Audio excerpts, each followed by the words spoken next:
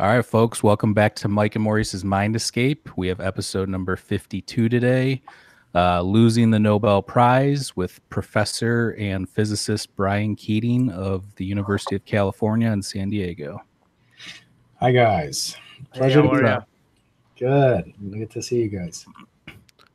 Really enjoyed your book. I didn't know what to expect going in. I learned a lot from the standpoint of like physics and that kind of stuff, but I also learned a lot about how the inner working of academia from the science side of things and the Nobel Prize, the way that that whole system works. So why don't you talk about a little bit of the background and how you were involved with how you created the telescope and all that? Yeah, so I've always been interested in astronomy and cosmology and wanting to understand as much as I could about the universe. And, for me, that really made me interested in going back as far in time as one could possibly go, which really, in the case of cosmology and astrophysics as we understand it, means that we need to understand what the universe was like at the very beginning of time. And so the way that we do that is we look back in space. And when you look back in space and nothing's in your way, you're also looking back in time. So if you look at the sun right now, don't look with your naked eyes. Take it from me. I'm a doctor of astronomy. When you look out, you're seeing the sun not as it is this instant right now. You're seeing the way it was 8 minutes ago because it's 8 light minutes away. Now, what's behind the sun, there could be, a planet behind the sun that you can't see in conjunction. If it's behind the sun enough, you can't see it. And in that case, that might be, say, the planet Mars, which could be another 20 minutes of light travel time away. So if the sun wasn't there, you'd be able to see 20 minutes back in time farther than the sun.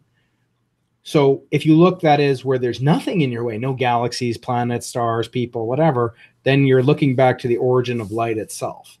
And that's the light that we study in order to divine information about the earliest moments in the universe by looking back as far as one can possibly look out into the universe. And that's called the cosmic microwave background radiation, or CMB for short. It's a type of light in the form of microwave energy that's very low energy, very low power, so it's not going to cook you guys, make you heat up. It's actually equivalent to something that's only about 3 degrees above absolute zero, so minus 270 degrees Celsius or minus 450 or so degrees below 0 Fahrenheit, colder than a polar vortex. And that temperature suffuses the universe currently. And we study the properties of that the signal that we see in all directions. And that tells us about what happened in the first few minutes of the universe's existence, of our current universe. What's intriguing is that by building a special type of telescope, I realized, along with other colleagues, that we could potentially look farther back in time than even the formation of the matter that makes up the universe, makes us up, for example, namely protons, neutrons, croutons in my case. I eat a lot of croutons. So the signal that we see is actually potentially a relic signal from beyond the Big Bang, beyond the light source that we see in the form of the CMB, this 3 Kelvin background. And that's called the gravitational wave background, which, if it exists, would give us information not about the first year in the lifetime of the universe, or first month, or first day, or first hour, second, but first trillionth of a trillionth of a trillionth of a second after the Big Bang. So decimal point, 35 zeros and a 1, and that's how far back in time we'd be looking. Wow. I know, that's crazy. So you say if. So there's a lot of, and that's the other thing is, I mean, I already kind of knew this, but most people just take what they learn in, elementary school, middle school, high school, and then they don't learn anything new from there. So they just assume that that's just how it is and carries on for the rest of their life. But really, science is always evolving like anything else, and ideas that are normal today are not always going to be the case maybe 50 years from now. Yeah. So, I always say that you've heard everything I ever needed to learn, I learned in kindergarten, right? So that's kind of everything I ever needed to learn, I learned in advanced relativistic quantum mechanics. So that's very common, I'm sure. No, I'm just kidding. We need we need a lot of education post graduation from college, and in my case, that took me to graduate school. After I was an undergraduate at Case Western Reserve University in Ohio, I went to graduate school at Brown University in Providence, and became eventually what's called a postdoctoral scholar at Stanford University, later at Caltech in Pasadena, and then I've been here in San Diego for the past 15 years now, which is amazing to think about.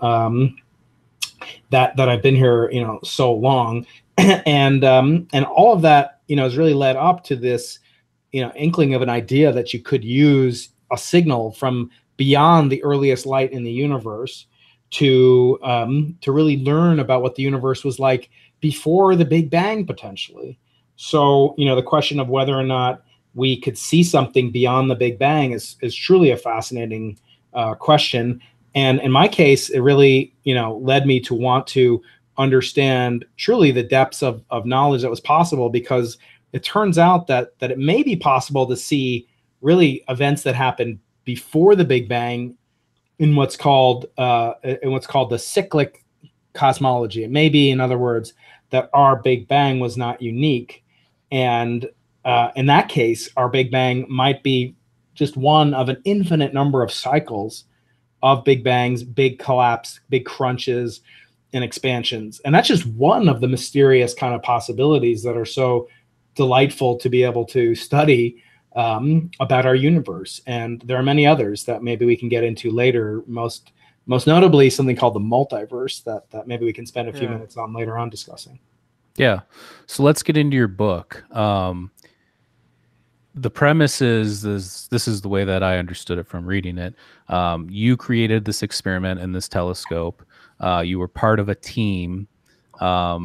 Now you joined another team, and by joining that other team, when it came time, when you guys actually won the Nobel Prize for your team, you can only pick 3 people to actually receive the award.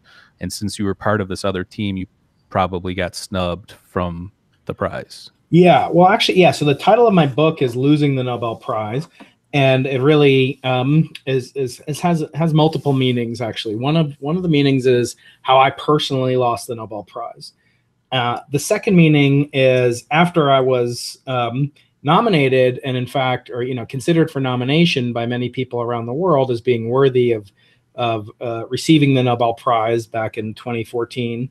That not only did I not win it, but none of us who were on the project at all won the Nobel Prize for that discovery, because it turned out we had to retract that discovery and retract the claims that we had made of the first glimpse of this epoch that in some sense would have preceded the familiar pattern of expansion of the universe that we observe as the Big Bang, and really had been the spark that ignited the explosive, hyper expansion of space and time. That period of time is called inflation, and it turns out that's also intimately related to this multiverse concept.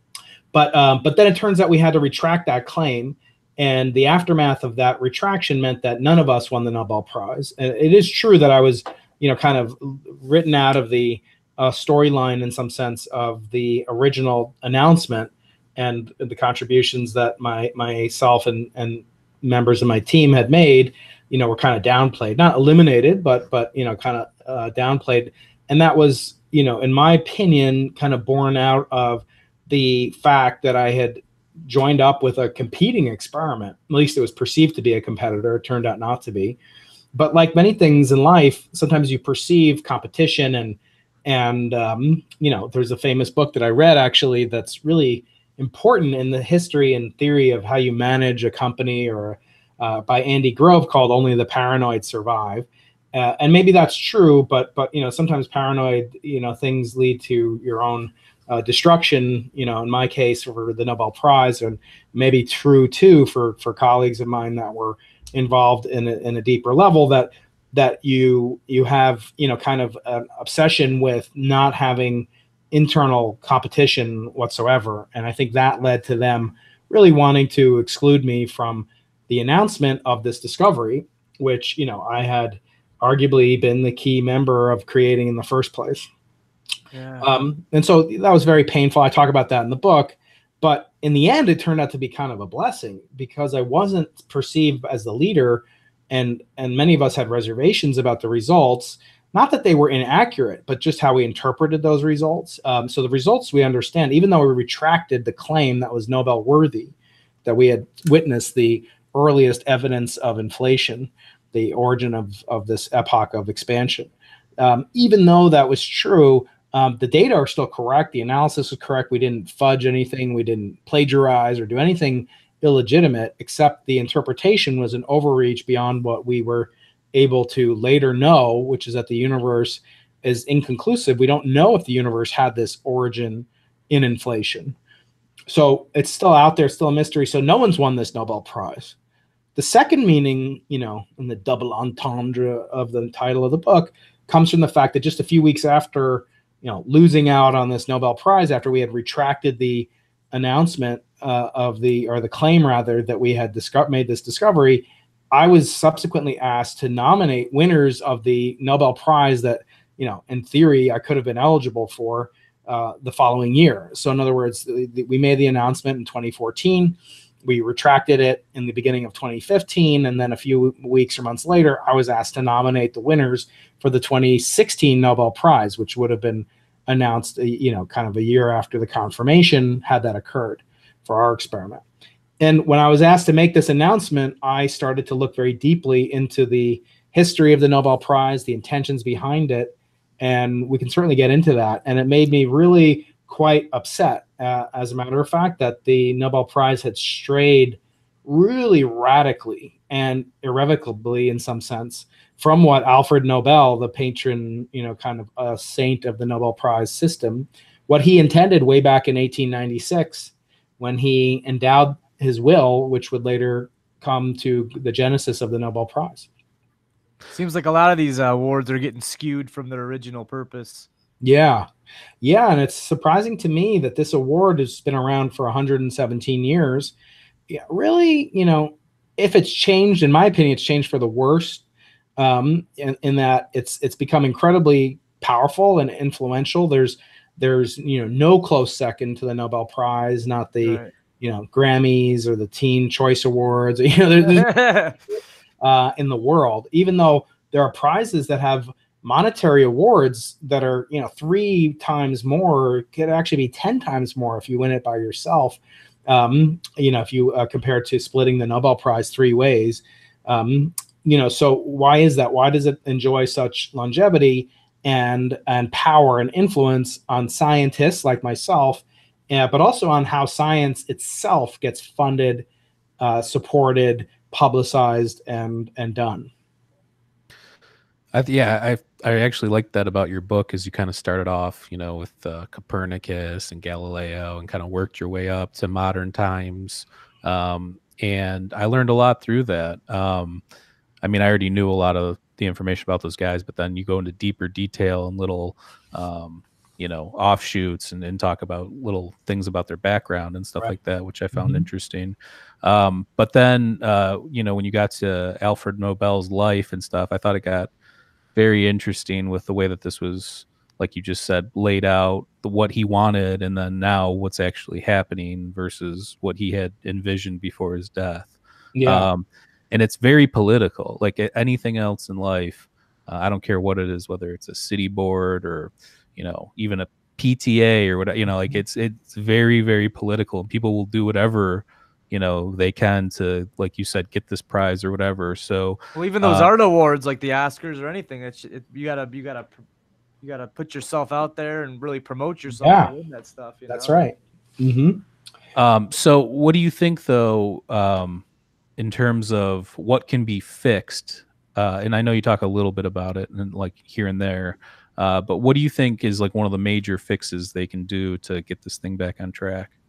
So a big theme in my book is fairness, not in the sense of, we have to be inclusive and recognize every, single group or do things to make sure that everyone feels inclusive, but it should be inclusive. And it turns out that the Nobel Prize has been very exclusive for many years. In the beginning, it literally, excluded Jews from winning it, which is kind of ironic because, Jews have won it, 10 times more often than their representation in the population.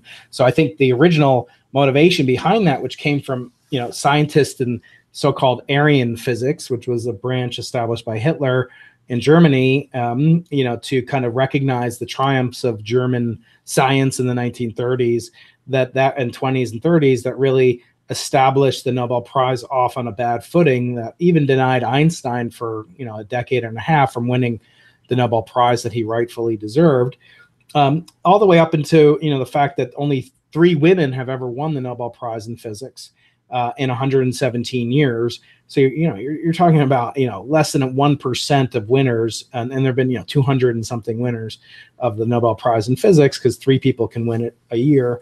So that is an egregious problem that involves the lack of inclusivity.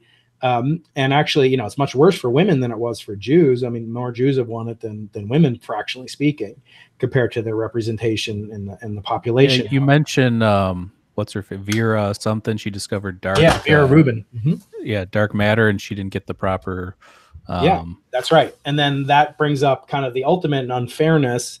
As I say, there's one of the stipulations which Alfred Nobel never mentioned, which is that the Nobel Prize could not be awarded posthumously, meaning that someone like Vera Rubin, who died after making a titanic discovery, and they couldn't get their act together to nominate her while she was alive. She lived a decently long life. She didn't die young or something like Rosalind Franklin, who was also excluded from the Nobel Prize for DNA. So there are cases of outright misrepresentation where people deserved it and didn't get it. Then there are people whose discoveries were never awarded it. And then there are people who, died, even though their contributions made a tremendous impact on the discovery and could not have been accomplished without their contributions.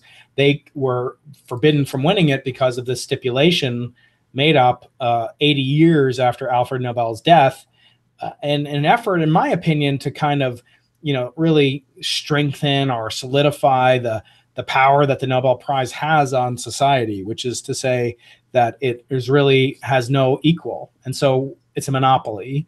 As I talk about in the book, it's the only monopoly. It's not just a monopoly. It's the only monopoly in these awards of scientific achievement. It's like the Oscars have a de facto monopoly on the entertainment industry, but there's 24 other awards, right, to various degrees of popularity. There's nothing comparable. To the average person doesn't know anything about it.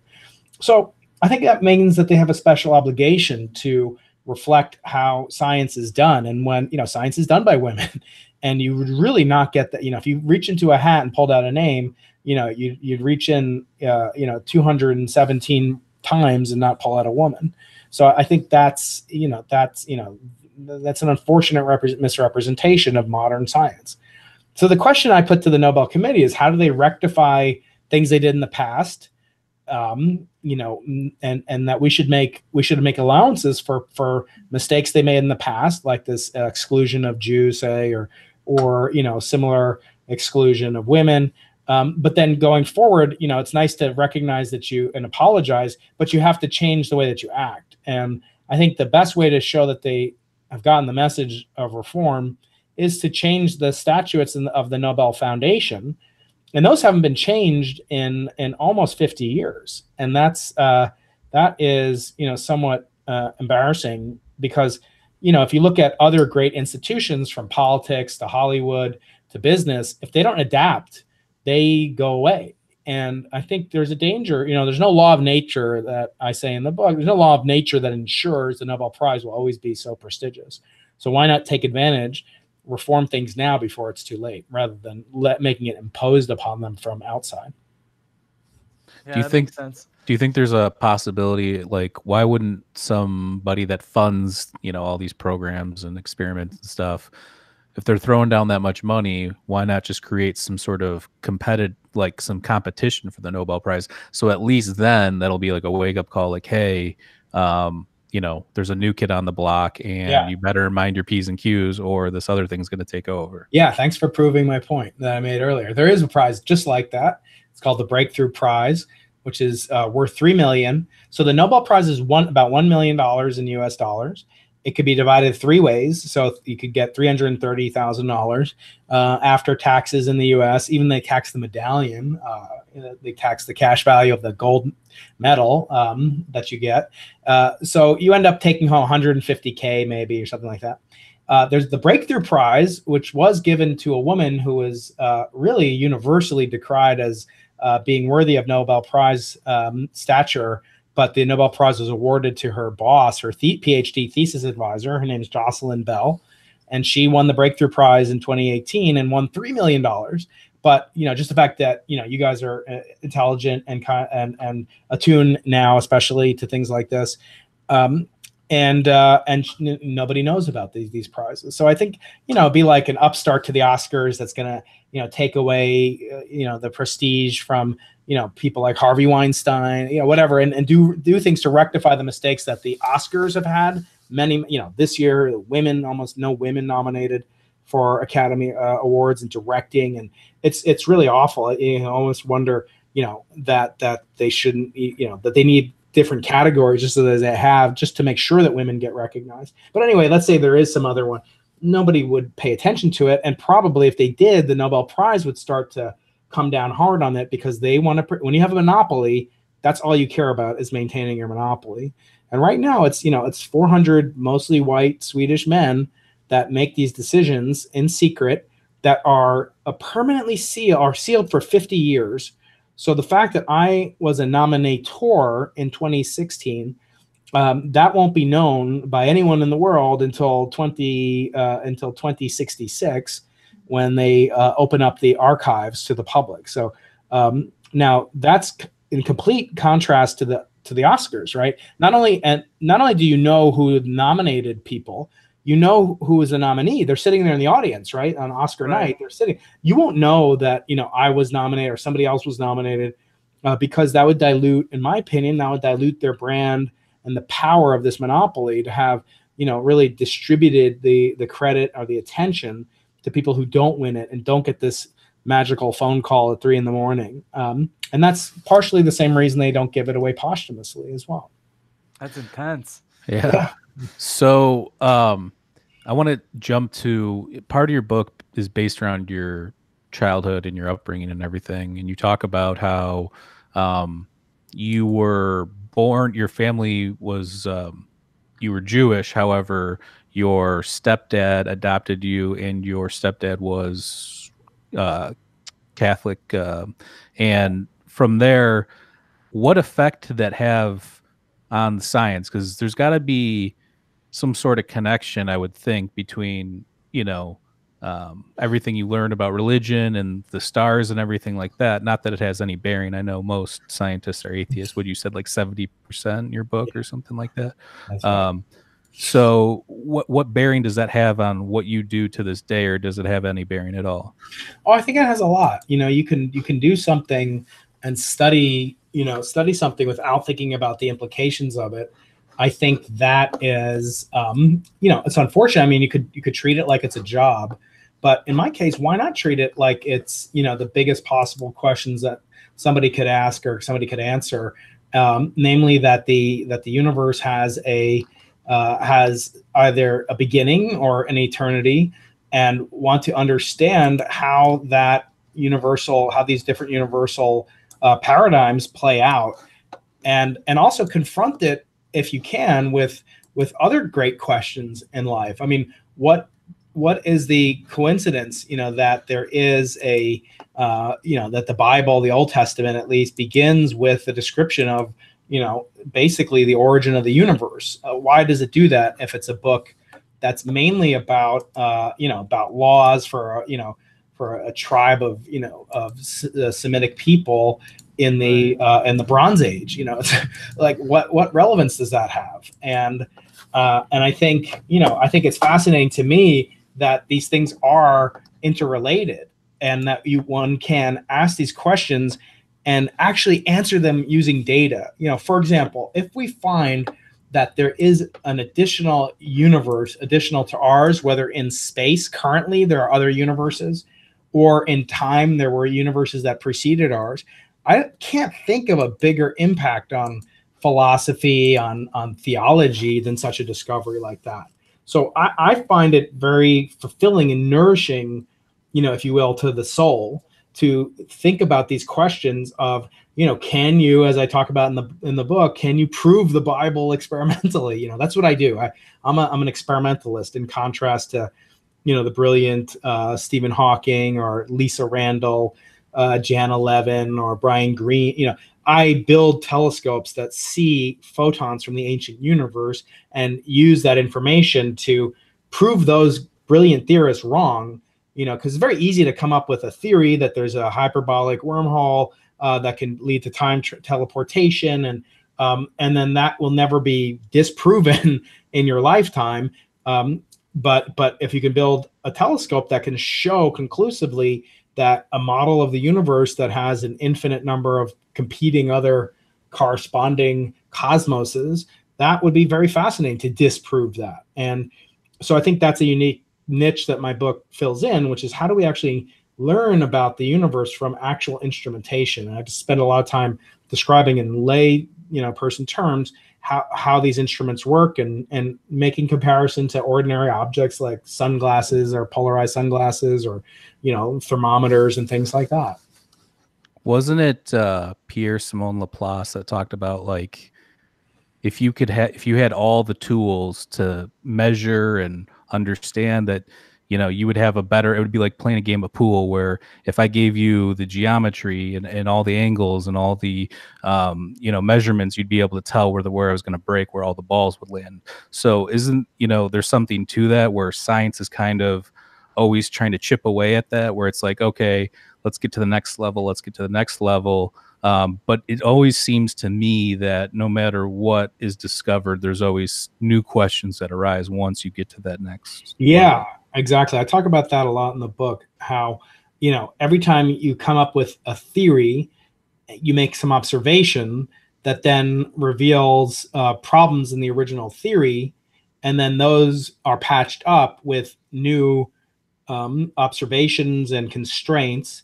And then those observations and constraints make new predictions, which are then also often disproven or lead to new questions. So it's this unending sequence of questions and uncertainties that the late great physicist John Archibald Wheeler, who was one of Richard Feynman's teachers, and one of the pioneer of things like black holes and quantum early quantum theory, he said something to the effect that the job of the scientist is to expand the island of knowledge.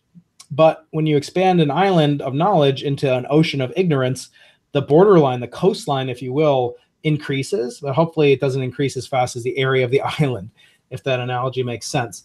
Mm-hmm. And so that's our job. We're always going to encounter, as we expand the frontiers of our comprehension, we're going to discover things that are puzzling to us, and that will always lead to new questions that hopefully can be answered in our lifetimes, but maybe not. And so sometimes you plant a tree whose fruit won't really develop and ripen until long after you're gone.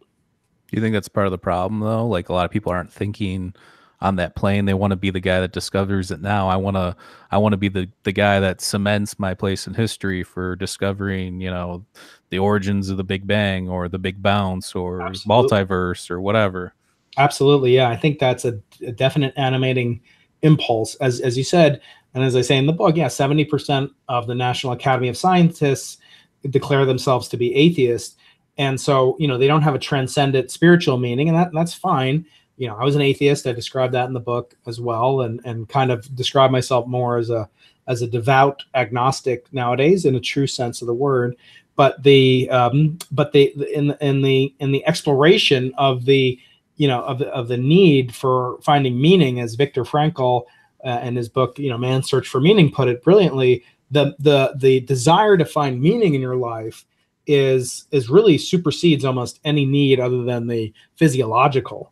And that's pretty interesting when you to comprehend that, right? That, nothing besides meaning, of all the urges that we have as men and women, the search to actually have a meaningful life is what counts most of all.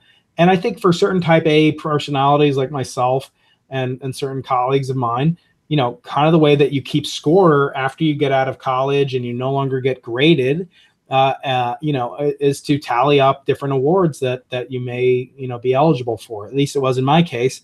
And as I said, there's no competitor to the Nobel Prize. I mean, there are more, you know, people that have been on the space station in the last few years than there are living Nobel Prize winners in physics, you know, because the age of the winners are going up so radically, and the time it takes to make discoveries and then to fund it. So, you know, a lot of these people are winning it really towards the end of their life, or some aren't winning it because of this posthumous stipulation I mentioned earlier. And I think that's a shame. And I think that is a way that science gets distorted in the record, and because the Nobel Prize is really in some sense used as a tally of the great accomplishments in science. And if you use it as a proxy for intelligence, or, you know, and then you exclude people, whether it be Jews or women or whatever, or old people, you know, then I think that creates a distortion to the perception of what science actually is. So I think it is a deep need that many scientists have. And I'll just say myself, I don't name anybody else, but, you know, I clearly wanted to win a Nobel Prize early in my career.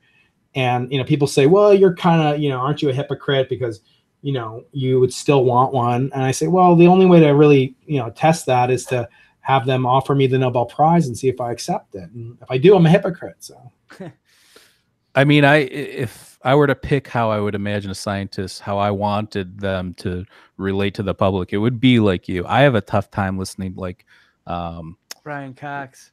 No, but Kevin Maurice doesn't like Brian Cox's outlook on it. I don't have a problem with him or Sean Carroll. They're actually pretty similar. They're not against if people want to believe in stuff, but they are very critical of it. My problem is like you know, like you know, Dawkins or yeah, Lawrence Krauss. Oh my God, Joe Rogan. I was like, I can't even listen to this. This is the most cringeworthy thing I've ever heard in my life. Yeah, I like to say, you know, they're very good. You know, I know Lawrence, and I, you know, quote a couple things. They're smart. I'm not questioning that. That's not the question. Right. It's have a little bit of imagination. Maybe that'll help you propel to the next level. You know, something like that. Or really be open minded. You know, because a lot of it is, I think it takes a lot of faith, as I said, to be an atheist, to really think that, you know, there's no God and there's somehow evidence for that assumption. I mean, very many eminent scientists, more eminent than me, and people like those that you mentioned, you know, will freely admit there's a kind of quandary that you can't presuppose the answer to, and the more that you do, the more you kind of dig yourself. It's very hard to come out of a hole. You know, once you say there is no God, I believe it with all my faith in Carroll. I asked Sean Carroll, you know, point blank, you know, he's a friend of mine. He blurbed on my book and a nice commentary on my book. You know, I asked him once, well, what do you think is the probability of the multiverse is correct? And he said it's about 50-50. And then I said, well, what do you think is the probability that God exists? And he said less than 1%. And it was just very curious to me because, you know, I think, you know, to have that much certainty in the non-existence of one thing that has no evidence, you know, for it, versus something that, you know, even in principle can't be ruled out. I mean, you could prove God exists. I don't think anyone would believe it for more than a couple of days, just based on human nature. You know, you'd say, oh, that was CGI, and, you know, oh, some, you know, meteor came and got avoided by a, you know, a band of angels, and nobody would believe it. Oh, that was, you know, a Russian hoax. But you know, so I think people that say, well, you know, like Woody Allen once said, you know, I don't need God to really interact with my life. I'd settle for a divine sneeze. I think, you know, people like Dawkins, the so-called self-proclaimed militant atheists, I think they do that really a disservice, because I think they have a very limited. I'd be surprised, you know, as some people have said, you know, if Dawkins had spent more than, you know, 2 minutes reading, you know, the Gideon's Bible at his hotel, you know, as opposed to actually taking it seriously, studying it, looking at it as a text that has to, you know, speak across generations. And again, I'm not an apologist. I'm not going to, you know, say everything, you know, about and any one religion, you know, might contradict any other religion. So, but the fact that as a scientist, I think you should be open to the quest for understanding mysteries, and especially about understanding inscrutable things that you may never know about. I think that's people do a disservice when they take on the so-called militant atheist position. But it feels good as a, as an intellectual to take that position. You get a lot more, op-eds in the New York Times, I think. I think there's like a perception too. Once you start admitting you believe in God, then people start poo-pooing it, which I don't know where this came from, but over the last 10 years, it seems to be so. Yeah, I got, I did a video for this online organization called Prager University, and I called "What's a Greater Leap of Faith, the Multiverse or God?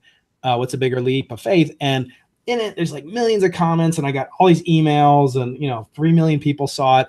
And I get emails even now, and people say, "Oh, well, like, you don't even know what atheist means." And it says like atheist, and the guy will quote, "Atheist means someone who is uncertain about the existence." I'm like, no, here's Merriam-Webster's dictionary. It's like they don't even know what they believe, and right. I'm wrong about it. But again, that video in particular was really put out there as a cautionary example of what confirmation bias does to people. So I'll explain.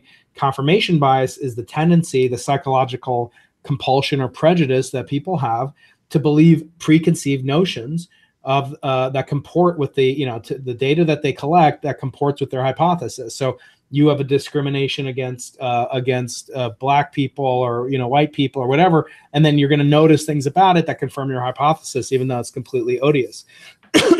And similarly, for religion or people want to believe something is true, they'll start saying, well, it's just a theory. It's funny because they'll say like, well, evolution is not a theory, it's a fact. And and we have a very good idea of what a theory is and mathematically what it means to be a theory. And then they'll start wiggling around, what does it mean to be a theory? And then it comes down to the fact that, if they had evidence for God, they would believe it, but they don't believe they'll ever get evidence for God. So it's kind of this circular confirmation bias rearing its ugly head, as often happens in life. In the philosophy of science, doesn't it the highest something can the highest level something can reach is a theory, since you would need to disprove 100% of the options against it? Yeah, so in science, or at least in physics, I'll restrict it. We don't prove things to the level of proof that, say, a mathematical theorem would be proven to. So we'll have things like the theory of gravity or the theory of, and so they'll hold in certain domains, like Einstein's theory of universal gravitation, or of gravitation and general relativity, is very different than Newton's theory of universal gravitation. Mm-hmm. They both overlap, and they agree in certain regions where they overlap. They disagree in regions where they don't overlap, at the beginning of time or in black holes.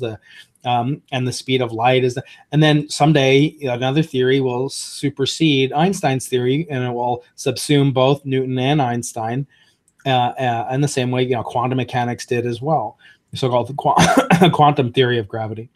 So yeah, science is always, I always laugh. It's settled science, but you could have a preponderance of evidence for something, but I don't think it's a factually correct statement to say something is settled, nothing can ever change. Even global warming, you could come up with hypotheses, and you could have observations, things we don't understand about the physics of the ocean or the atmosphere that we learn about and that we witness, that subsumes the theory of Arrhenius and carbon dioxide, its impact on atmospheric and global temperatures. It subsumes that, but then has even more complex dynamical variations that we can't understand right now, whether because we lack the computational power or we miss them. So to say it's settled and the globe is always going to warm, and that's not even a factually correct statement. I think it's very tempting in science to say what we do is prove things like that, and that's how you settle science. But actually, what we do is we rule out things.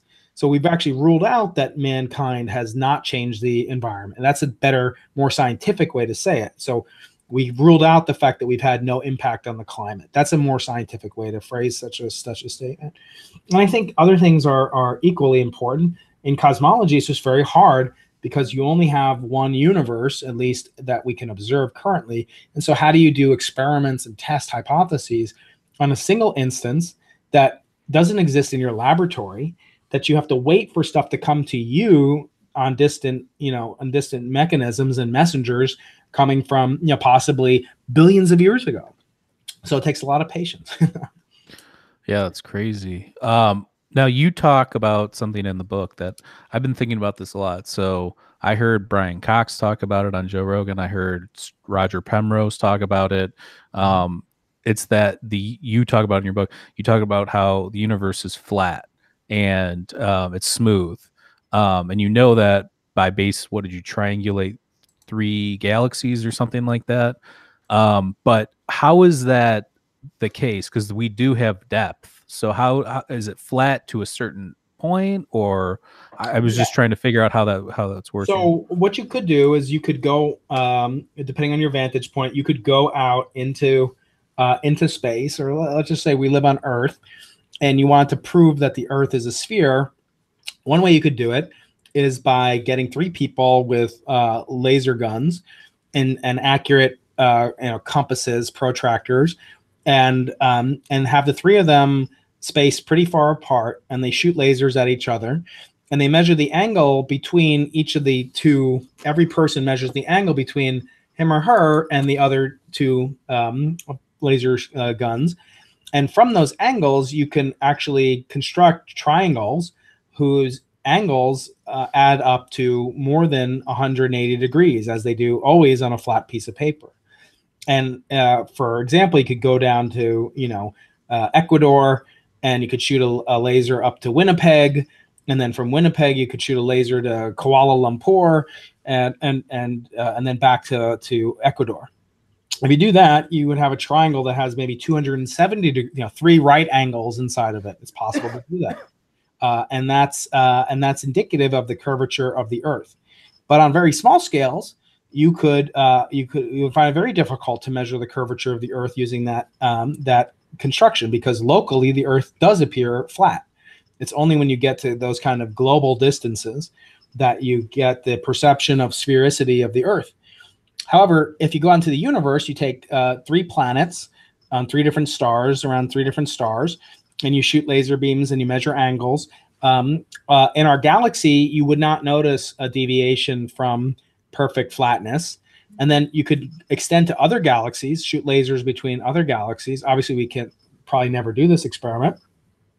And so you keep doing that, and you go out to the farthest possible galaxies, and you know that if you did that, you would get 180 degrees. In fact, if you use the biggest things in the universe that are observable, which are these fluctuations in the amount of microwave energy coming on different regions in the universe, you use those as one of the legs of the triangle. So you use it as one of the base sides of the triangle. Then you measure the other 2 angles. You get basically 180 degrees for all different locations, going back to the very earliest light source in the universe, namely the cosmic microwave background. So when you do that, those triangles add up to 180 degrees, but they didn't have to. They could have added up to different amounts. And if they had added up positively, like the sphere or the Earth, we'd say the Earth is positively curved. We say the Earth is positively curved. Then the universe would be positively curved. And that parallel beams of light would diverge as you shoot them away from each other out into the universe. But we don't see that. So what we do see is that space-time is flat everywhere that we can see, as far back as we can see. And that tells us something not only about the geometry of space and time linked together, but also something about the amount of energy in the universe, called the energy density of the universe, and actually was partially responsible for the argument that we now believe that the universe is dominated by this mysterious energy force called dark energy, which we know almost nothing about. Yeah, I saw there's a sci-fi little documentary on the Sci-Fi Channel with Saul Perlmutter. He's the guy that had a hand in he was measuring quasars and how but Supernova, let me ask you this: when I think of the universe expanding and it being flat, I think of somebody like dropping a drop of water on a table and it expanding out. Would that kind of look, if you were to perceive it from outside based on what you know, is that kind of what it would look like? Or not really. I mean, it's not like a drop. It's more like you're inside a block of rubber, and the rubber is just getting bigger, it's stretching. And everywhere you look, if you had little BBs embedded in the rubber at random places, and pretend those are galaxies, any one of those BBs is expanding away from every other BB in that block of rubber. And the movie works in reverse too. You could collapse it down. Now draw triangles in that block of rubber, and imagine that's a billion times bigger than a BB, and now a trillion times, and now imagine that it could be infinite for all you know, and that is more accurate description of what's happening to points in space and time. Every point in space and time is separating from each other at an evolutionary rate that's given by this expansion of the universe, this Hubble constant, and that there's no outside to this infinite block of rubber as far as we know. There could be on very, very large scales, but so much larger that we have no evidence for that currently. Wow. So let's get a little woo-woo here, because that's kind of what our show is most of the time. Now, what do you think about extraterrestrials, intelligent life? I mean, you see stuff like with our government. They just released the ATIP program, $22 million over 7 years. Why spend that money? Is it a so that's where the conspiracies comes in. Is this a cover? Is this, something to be taken seriously? If it's taken seriously, then who are the people working on this? I would think it would be people like you.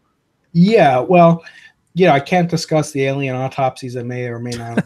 I don't make light of it, but it's the actual aliens. I believe there's zero evidence of, and so in my personal opinion, based on what I know and just basic logic on my part, I don't feel like there is a conspiracy to cover up something. I believe that that it's not actually that these things don't actually exist. But again, that's a belief. I'd be open to that changing my mind, and contradistinction to an atheist, coming to a conclusion about God. I would change my opinion, and in some sense, you should always ask like an alien denier or an atheist, like, do you hope that you're wrong? Like, do you hope you may believe you're right? Right. But if you're a scientist, you'll say, well, there's a tiny chance I'm wrong. Even Sean Carroll is one of the greatest, humanists. Now they call atheism humanism, by the way. So right. I don't know why the reboot, the name got rebooted, but maybe for public relations, atheist got a bad name. But anyway, he's one of the most, renowned ones of all. Many, many videos about this online. And as I said, he ascribes probability of God to 1%, but that's, I got a chance. It's like if you had a 1% chance of dying on a plane, a commercial plane, you probably wouldn't get on that plane, right? So it's non-negligible. Now, if you have a chance, and you could ask him, and I didn't ask him, but you could ask him, do you hope that you're wrong about that? Because if you're wrong, it means there is a God, and then maybe there's a personal God, and then how would that play out? Like, ignoring the evidence that you believe that it's not true. Do you hope on a human level that it is true? But anyway, for aliens, I hope I'm wrong. Well, what about the video? Like, that's my question. Like, they just released those 3 videos that were from the cockpits of that was like the most forward-looking infrared that we have within our. Yeah. Well, those 3 videos.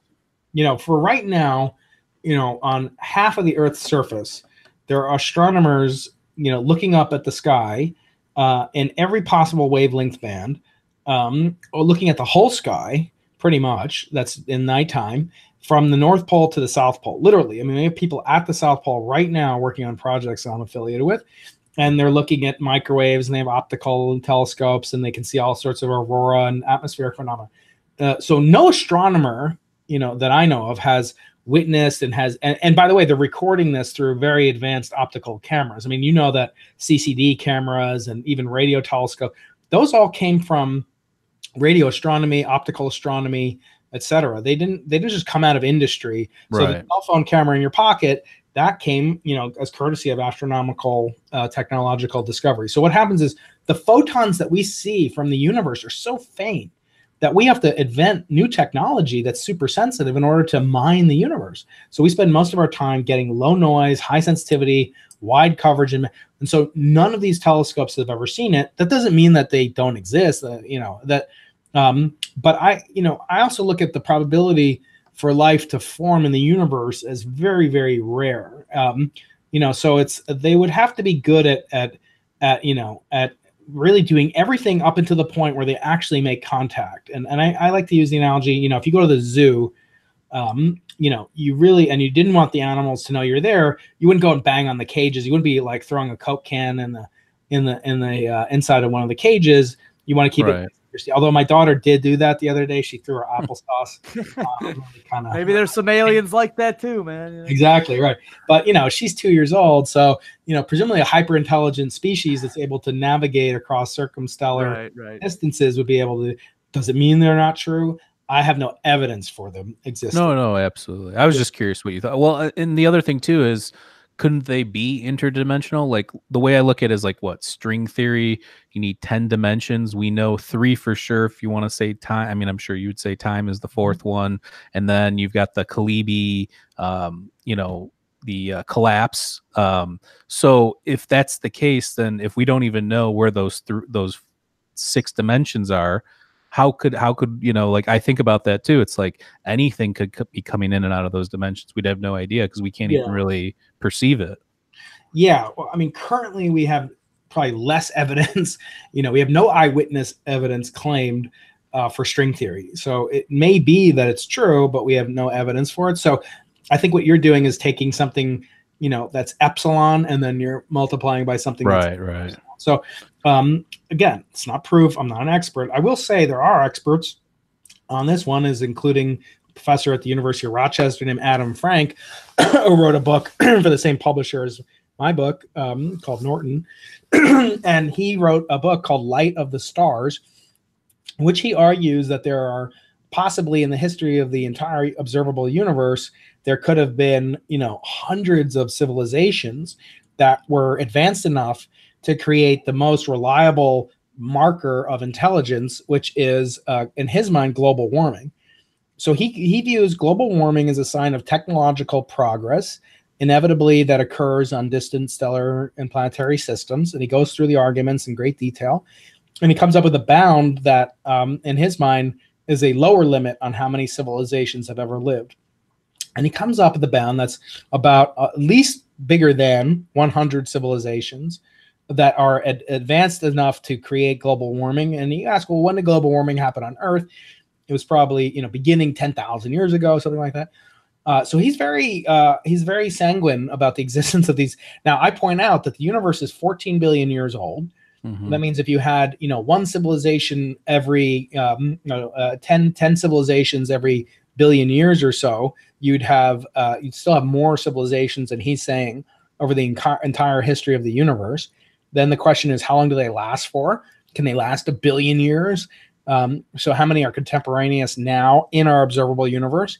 And then lastly, we basically know that the universe has a size that, because of the expansion of the universe, is about 3 times the age of the universe times the speed of light. So that works out to be about 46 billion light years.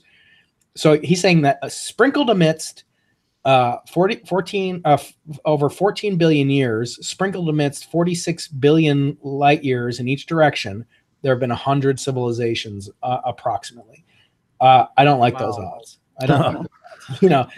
What do you think about like the Avi Loeb at Harvard with this Oumuamua, and how it could be some sort of interstellar spaceship, or like panspermia or something, something along those lines? Yeah, it's so interesting. I was talking about that with Dennis Prager on his show about a month or 2 ago, and that's really, there's a question in my mind. There are 3 questions that are extremely interesting to think about.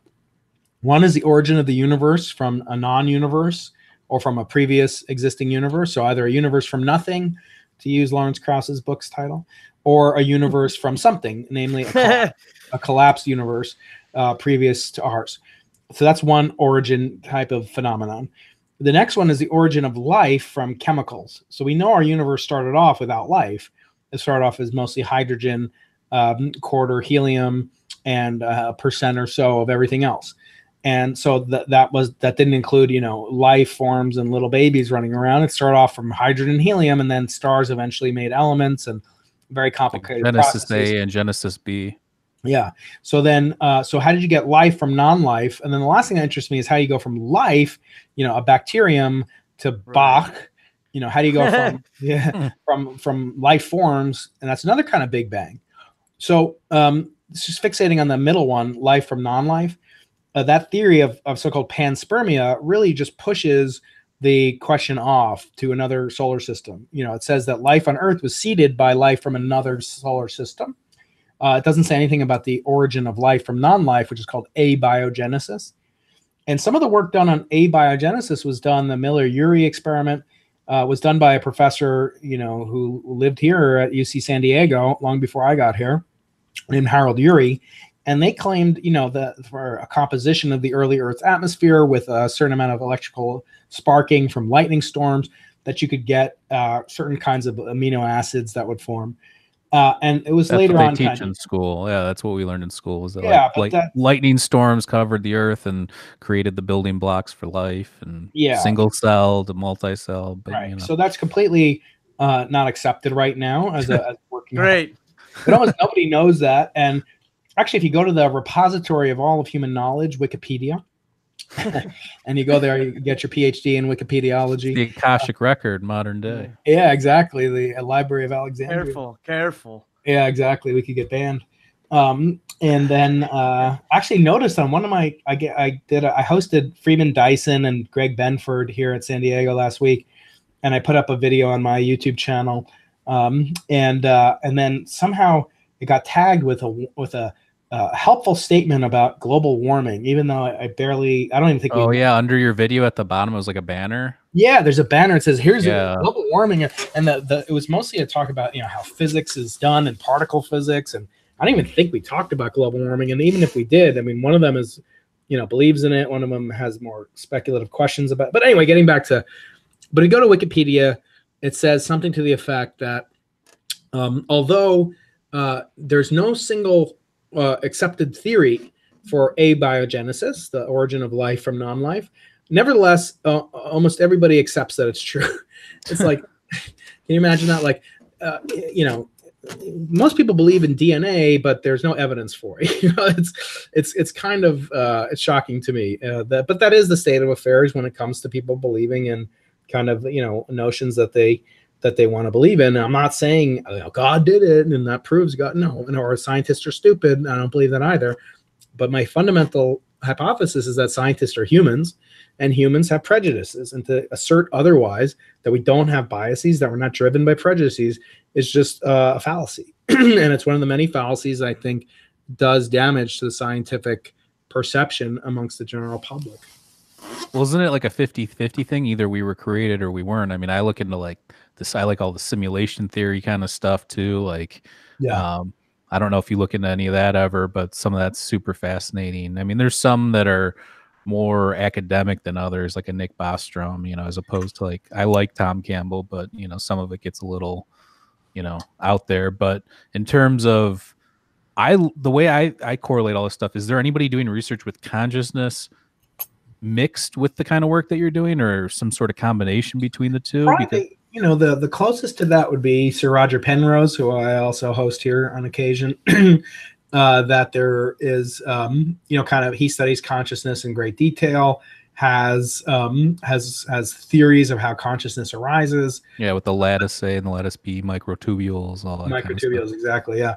So I don't personally believe in that, but that's more a statement of my ignorance about stuff than anything else. But the bottom line is, the consciousness and the cosmos. I gave a talk at a conference organized by Stuart Hameroff, who worked with Roger Penrose on the microtubule theory here in San Diego a couple of years ago, and I called it conscious cosmos, and the quest for understanding how dust in the universe which is a big theme of my book, how that came to really become conscious. And the thing I took away from the conference, people like Noam Chomsky were there and others, is that really they have no idea what consciousness is, which is fine, and they don't have a real working definition. This hard problem of consciousness, that they really can't define what it is. And worse, that some people believe in kind of just like panspermia, they believe in pan consciousness or pan-sciism, where even individual coffee cups theoretically could have consciousness. Particles, electrons could be conscious, and it gets a little woo-woo. And I did talk to Deepak Chopra about this a while back. Is that because the observer effect on quantum particles? Yeah, I mean, there's a lot of like kind of loosey-goosey things. It's not clear that you can make up what's called a wave function that describes something that is itself a wave function. So like the wave function of an electron or a hydrogen atom makes sense. But if you want to say that consciousness is somehow embedded in what a wave function is, then it kind of becomes recursive to the effect that you can't really, at least in my mind, I can't really disentangle it. Talk about the wave function of the entire universe.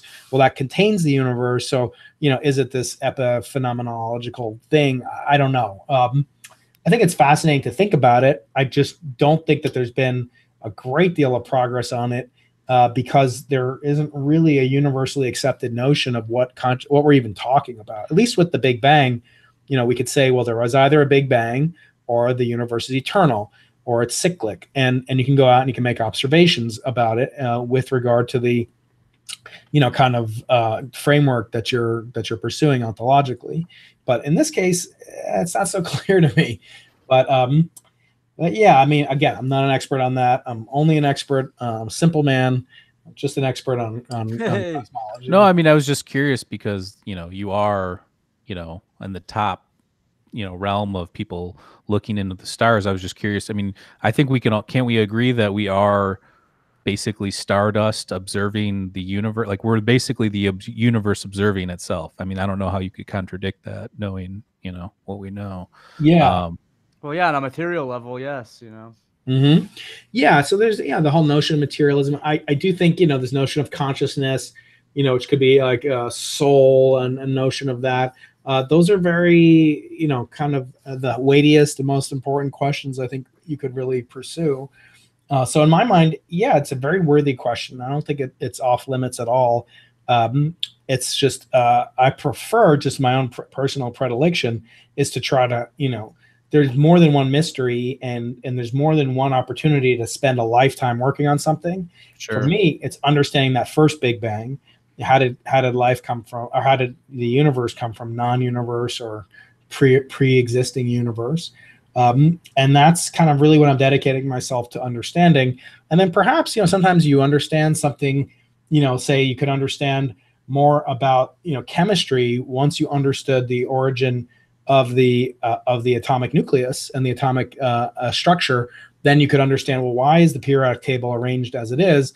And so it took physics to explain how chemistry, and maybe it'll be that biology can be explained from the early cosmochemistry, which itself could be explained from the pre-existing or inflationary universe. So with that, that's awesome. Yeah, I think you're doing your part, which is important. We need scientists, I think, just to focus on certain things, and then then you can start to put the pieces together. But we have everybody jumping around the different realms of things. It probably makes it difficult. But I know you're on a tight time schedule, so we'll get you out of here. We'll have you back on. This guy's got a lot of stuff to do, man. You're gonna be our go-to scientist. We're gonna get you back on here and just pick your brain because I like your book.